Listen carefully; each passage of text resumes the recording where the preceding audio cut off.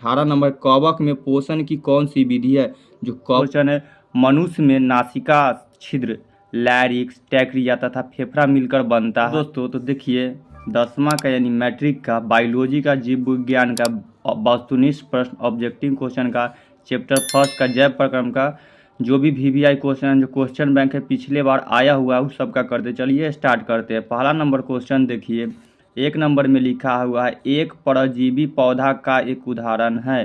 तो परजीवी पौधा कौन है? गोबर छत्ता या बरायोफिलियम या अमरबेल या चीर। तो इसका सही आंसर हो जाएगा अमरबेल। अमरबेल का जो पौधा है वह परजीवी पौधा है। परजीवी पौधा का मतलब जो दूसरे जीव पर निर्भर होकर उसी का शोषण करते हैं, यानी कि परजीवी तो दूसरे पेड़ पर रहता है और उसी को शोषित करके अपना भोजन प्राप्त करता है, इसलिए परजीवी आंसर इसका सही हो गया। दूसरा नंबर क्वेश्चन है, मनुष्य में नासिका छिद्र, लैरिक्स, टैक्रिया तथा फेफड़ा मिलकर बनता है। तो हमारे जो नासिका यानी नासिका का मतलब कि नाक वाला जो संबंध जितना है उसका छिद्र, नाक का छिद्र हो जाए, लैरिक्स जो कंठ होता है वो, ट्रैकिया जहाँ से सांस वाला समझ जा, फेफड़ा, ये मिलकर क्या बनता है? तो हम सांस लेते हैं तो सांस से संबंधित इसको श्वसन तंत्र बोला जाता है। तो पहला ऑप्शन है उत्सर्जन तंत्र, जनन तंत्र, पाचन तंत्र या श्वसन तंत्र। तो इसका सही आंसर हो जाएगा श्वसन तंत्र, जो हमारा सही आंसर है। तो मनुष्य में नासिका छिद्र, लैरिक्स, ट्रैकिया तथा फेफड़ा मिलकर बनता है तो श्वसन तंत्र बनता है। तीसरा नंबर क्वेश्चन है, पौधे के अवायवीय भागों में जल का स्टोमा द्वारा वाष्प के रूप में निकासन कहलाता है। ये 2024 में पूछा गया क्वेश्चन है। तो ऑप्शन है परासन, बाष्पोत्सर्जन, उत्सर्जन, विसरण। यानी पौधे के अवायवीय भागों से जल का स्टोमा द्वारा वाष्प के रूप में निष्कासन कहलाता है। तो इसका सही आंसर हो जाए बाष्पोत्सर्जन। ये बाष्पोत्सर्जन की क्रिया हुआ होता है जब पेड़ पौधा के स्टोमेटा यानी कि जो पत्ता का जो छिद्र वाला भाग होता है स्टोमेटा, उसमें से उसका पानी निकलकर बाष्प बनता है और ऊपर में चला जाता है। तो इस क्रिया को क्या कहा जाता है? बाष्पोत्सर्जन। इसीलिए 3 नंबर क्वेश्चन का पौधे के अवायवीय भागों से जल का स्टोमेटा द्वारा वाष्प के रूप में निष्कासन कहलाता है बाष्पोत्सर्जन। तो इसका सही आंसर है ऑप्शन बी। चौथा नंबर क्वेश्चन, एटीपी में फास्फेट की संख्या कितनी होती है? ऑप्शन ए है 1, ऑप्शन बी है 2, ऑप्शन सी है 3, ऑप्शन डी है 4। तो एटीपी में ये जो एटीपी हुआ एडेनोसिन ट्राईफास्फेट, जैसे इसमें बोलेंगे ट्राईफास्फेट तो इसमें फास्फेट की संख्या कितनी है? जैसे इसमें एटीपी का फुल फॉर्म देखिए निकल जाएगा। ए का मतलब एडेनोसिन, टी का मतलब ट्राई का मतलब होता है 3, पी का मतलब होता है फास्फेट। तो फास्फेट की संख्या कितना है? 3 फास्फेट, तभी ट्राई बोला है, इसीलिए इसका सही आंसर होता है ऑप्शन नंबर सी 3।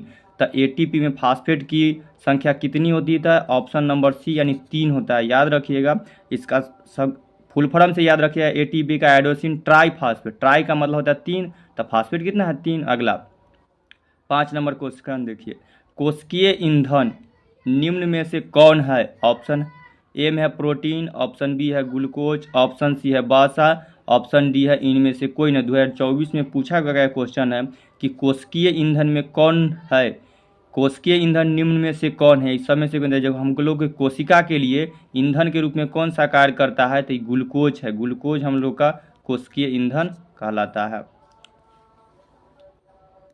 6 नंबर क्वेश्चन है, निम्नलिखित में कौन रक्त का थक्का जमाने के लिए उत्तरदायी है? ऑप्शन ए में है रक्त विषाणु, ऑप्शन सी है श्वेत रक्त कोशिका, ऑप्शन सी है लाल रक्त कोशिका, ऑप्शन डी है इनमें से कोई नहीं। रक्त विषाणु, श्वेत रक्त कोशिका यानी WBC, ऑप्शन सी लाल रक्त कोशिका यानी RBC, ऑप्शन डी इनमें से कोई नहीं। तो RBC और WBC खून को रक्त के थक्का नहीं करता है, यानी रक्त नहीं जमाता है। ये रक्त विषाणु है जो हमारे शरीर का खून के थक्का जमाता है, यानी रक्त को जमाता है। तो ऑप्शन नंबर ए सही हो गया। 7 नंबर क्वेश्चन है, स्वस्थ व्यक्ति का सिस्टोलिक रक्तचाप होता है, यानी कि सिस्टोलिक रक्तचाप कितना होगा? तो पूछा गया स्वस्थ मनुष्य, जो हम लोग के जो मनुष्य है जो स्वस्थ यानी कि नॉर्मल है, उसका रक्तचाप का मतलब कि ब्लड प्रेशर कितना होता है? तो ऑप्शन नंबर ए में है 140 mmHg, 120 mmHg, 180 mmHg, 100 सोझे है 80 mmg। जब सिस्टोलिक पूछे तो 120 होता है। ठीक, 120/80 होता है हम लोग का रक्तचाप, तो सिस्टोलिक होता है 120 ऊपर वाला, और एक और होता है, तो सिस्टोलिक पूछा है तो कितना होगा 120, और रक्त नॉर्मल पूछा स्वस्थ व्यक्ति का रक्तचाप कितना होता है 120/80 mmHg। सिस्टोलिक पूछे तो 120। अगला 8 नंबर क्वेश्चन है, ऑक्सीजन के परिवहन के लिए जिम्मेदार रक्त घटक कौन है? आरबीसी, डब्ल्यूबीसी, रक्त पिट्टाणु, पिट्टिकाणु या इनमें से सभी? तो हम लोग के जो ऑक्सीजन है उसको परिवहन के लिए कौन जिम्मेदार रक्त है? तो ये जो डब्ल्यूबीसी होता है यही हम लोग के रक्त परिवहन में काम करता है। ऑप्शन नंबर ए सही हो गया। 9 नंबर क्वेश्चन है, कृमि रूप पेरिसिका किसका हिस्सा है? आहार नाल का, तंत्रिका तंत्र का, वाहिकीय तंत्र का या प्रजनन तंत्र का? तो 9 नंबर क्वेश्चन है, कृमिकी पेरिसिका किसका हिस्सा है? तो ये आहार नाल का है। 10 नंबर है, प्रकाश की ओर परोही की गति है गुरुत्वानुवर्तन, जलानुवर्तन, रसायन अनुवर्तन, प्रकाशानुवर्तन। जब प्रकाश की ओर आरोही गति को प्रकाशानुवर्तन कहा जाता है। 11 तो जैव आवर्धन प्रदर्शित करने वाला रसायन कौन है? ऑप्शन ए में है CFC, क्लोरोफ्लोरोकार्बन, DDT, NADP या ATP। तो इसका सही आंसर हो जाएगा DDT। जैव आवर्धन प्रदर्शित करने वाला रसायन DDT है। रंध्र का मुख्य कार्य क्या है? यानी कि रंध्र का मुख्य कार्य पूछ रहा है। प्रकाश संश्लेषण करना, गैसों के विनय एवं बाष्पोत्सर्जन, या पोषण या भोजन का परिवहन। तो रंध्र यानी कि पत्तियों में जो छिद्र होता है उसको रंध्र कहा जाता है। उसका मुख्य काम क्या है? तो गैस, पत्तियों में जो गैस हुआ कार्बन डाइऑक्साइड उसी के माध्यम से आता है, उसी के माध्यम से जाता है, इसीलिए गैसों का विनिमय एवं बाष्पो उत्सर्जन मुख्य कार्य है। तो ऑप्शन नंबर बी इसका सही हो जाएगा। रंध्र का मुख्य कार्य है गैसों का विनिमय एवं बाष्पो उत्सर्जन। 13 नंबर क्वेश्चन है, पौधों के उत्सर्जी पदार्थ है। पौधों में जो उत्सर्जी पदार्थ कौन है? टैनिन है या गोंद है या रेजिन है या इनमें से सभी है? जो हम लोग के पौधा मतलब जो पौधा हुआ उसमें के जो उत्सर्जी पदार्थ कौन है, यानी कि क्या निकलते रहता है? तो उसमें से कुछ में से टैनिन निकलता है, गोंद, पौधों में से गोंद भी निकलता है, उसके दूध से बनकर रेजिन निकलता है, इसलिए इनका आंसर इनमें से सभी निकलता है। पौधों का उत्सर्जी पदार्थ है, पौधों में से निकलते रहता है। 14 नंबर क्वेश्चन है, कुटपाद किसमें पाया जाता है? बहुत इंपॉर्टेंट क्वेश्चन है ये। पहले तो इससे पूछा जाता था कि अमीबा अपना भोजन किससे करता है? तो कुटपाद। इसका उल्टा, कुटपाद किसमें पाया जाता है? पैरासीमियम में, यूग्लिना में, अमीबा या इनमें से कोई नहीं।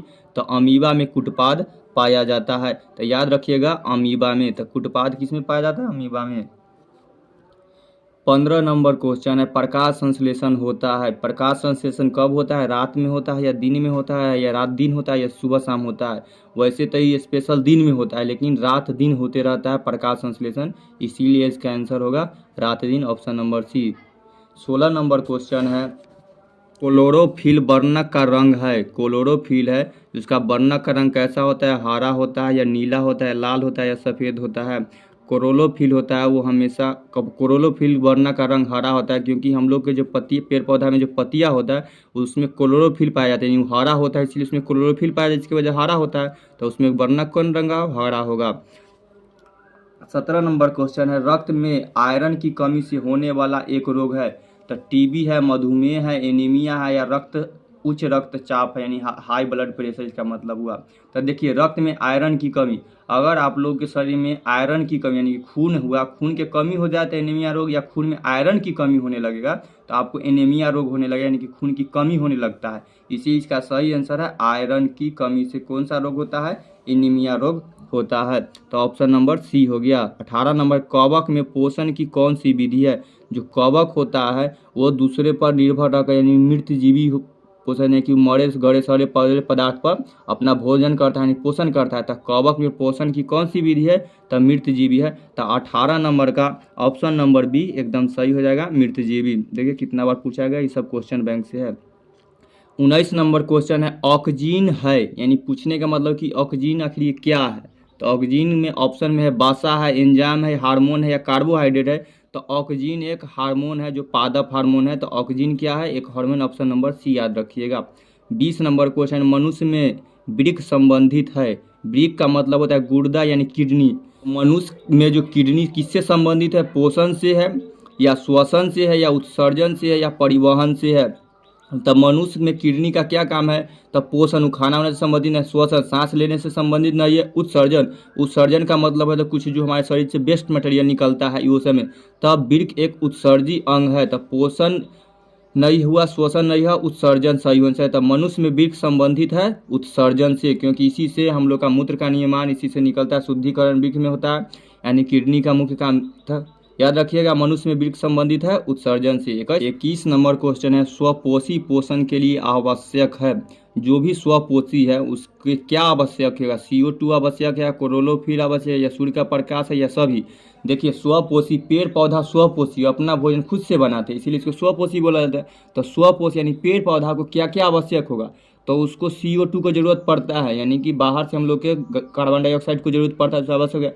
क्लोरोफिल का भी जरूरत पड़ता है, उसकी पत्तियां में होता है। सूर्य का प्रकाश बिना तो उसका खाना ही नहीं बनेगा, इसीलिए इसका सही आंसर हो जाएगा सभी। तो स्वपोषी के लिए क्या आवश्यक है? तो CO2, क्लोरोफिल, सूर्य का प्रकाश एवं सभी। तो इसका डी नंबर सही हो जाएगा। उसको तो जल की भी जरूरत पड़ता है, तो चौथा ऑप्शन होता है। तो इसीलिए 21 नंबर क्वेश्चन है, स्वपोषी पोषण के लिए आवश्यक है तो CO2 भी है, क्लोरोफिल है, सूर्य के प्रकाश सभी। तो ऑप्शन नंबर डी सही हो जाएगा। प्रकाश 22 नंबर क्वेश्चन देखिए, प्रकाश संश्लेषण की क्रिया में ऑक्सीजन बाहर निकलता है जल से, CO2 से, ग्लूकोज से या डिक्टियोम से। तो जब प्रकाश संश्लेषण होता है तब ऑक्सीजन जो बाहर निकलता है वो कैसे निकलता है? तो जल के माध्यम से। जब प्रकाश संश्लेषण होता है पत्तियों के छिद्र जो हुआ रंध्र, उसके माध्यम से वो बाष्पीय उत्सर्जन होकर पानी निकलता है। जल जो ऊपर पत्तियों पर जल जम जाता है, जल का सूत्र होता है H2O, उसी में से ये ऑक्सीजन बाहर निकल जाता है। तो याद रखिएगा, जल के माध्यम से ऑक्सीजन निकलता है। तो प्रकाश संश्लेषण की क्रिया में ऑक्सीजन बाहर निकलता है जल द्वारा, यानी जल से। 23 नंबर क्वेश्चन देखिए, मैग्नीशियम पाया जाता है। मैग्नीशियम पाया जाता है क्लोरोफिल में, लाल रक्त कण में यानी RBC में, बर्नी लवक में, श्वेत रक्त कण में। तब जब मैग्नीशियम होता है जो हम लोग के शरीर में, तो जो खून में होता है, तो हम लोग के किस में पाया जाता है? तो क्लोरोफिल में पाया जाता है। याद रखेंगे, मैग्नीशियम पाया जाता है ऑप्शन नंबर ए क्लोरोफिल में। 24 विश्राम की अवस्था में मनुष्य का हृदय 1 मिनट में कितनी बार धड़कता है? ये नॉर्मल जब हम लोग आराम में करते रहते हैं तब हम लोग का जो हृदय है, दिल, वो एक बार में कितना बार धड़कता है? हार्ट, तो 72 बार। 1 मिनट में 72 बार धड़कता है। 25 नंबर क्वेश्चन देखिए, 25 नंबर क्वेश्चन है, पौधों में जाइलम द्वारा पदार्थ का स्थानांतरण होता है। तो जो पौधों में है, जो जाइलम का काम क्या है? पौधों में वो 2 उत्तक है, स्पेशली है जाइलम उत्तक एवं फ्लोएम उत्तक। तो पौधों में जाइलम उत्तक का क्या काम है? तो जाइलम उत्तक का काम है क्या से? ऑप्शन सुन लिए, नीचे की ओर, ऊपर की ओर स्थानांतरण क्या करता है, यानी कि कहाँ से कहाँ लेकर जाता है, या ऊपर एवं नीचे की ओर, या इनमें से कोई नहीं। तो पौधों में जाइलम उत्तक का पदार्थ का क्या काम है कि वो नीचे से ऊपर की ओर जड़ से लेकर के सभी पत्तियों में भागों में पानी को पहुँचाने, जल को पहुँचाता है। तो इसीलिए पौधों में जाइलम द्वारा पदार्थों का स्थानांतरण कहाँ होता है? नीचे की ऊपर की ओर। तो ऑप्शन नंबर बी इसका सही हो जाएगा, ऊपर के नीचे जड़ से लेकर ऊपर तक जाता है। 26 नंबर क्वेश्चन देखिए, मनुष्य के प्रमुख उत्सर्जी अंग है रक्त, श्वेत ग्रंथि, वृक्क या अग्नाशय। रक्त उत्सर्जी अंग नहीं है, श्वेत ग्रंथि नहीं है, वृक्क है। क्योंकि वृक्क बताया भी है कि वृक्क जो है एक उत्सर्जी अंग है, तो इसलिए मनुष्य के प्रमुख उत्सर्जी अंग कौन है? तो वृक्क, ऑप्शन नंबर सी सही हो जाएगा। ऐसे हम लोग इन सभी क्वेश्चन 25-26 क्वेश्चन को कर लिए हैं। फिर इसका अगला पार्ट लाएंगे जिसमें इसी तरह से एक्सप्लेन करके सभी आपको याद करवा देंगे। अच्छा लगा हो तो लाइक कीजिए, कमेंट करके बताइए, ताकि इस तरह का और क्वेश्चन हम आपको करवा दें और सभी याद हो जाए। अच्छा एक्सप्लेनेशन है तो बायोलॉजी का सभी चैप्टर का 10वां का मैट्रिक को 2025 में आने वाले एग्जाम में याद रहेगा। तो धन्यवाद दोस्तों, लाइक सब्सक्राइब जरूर कर लीजिए।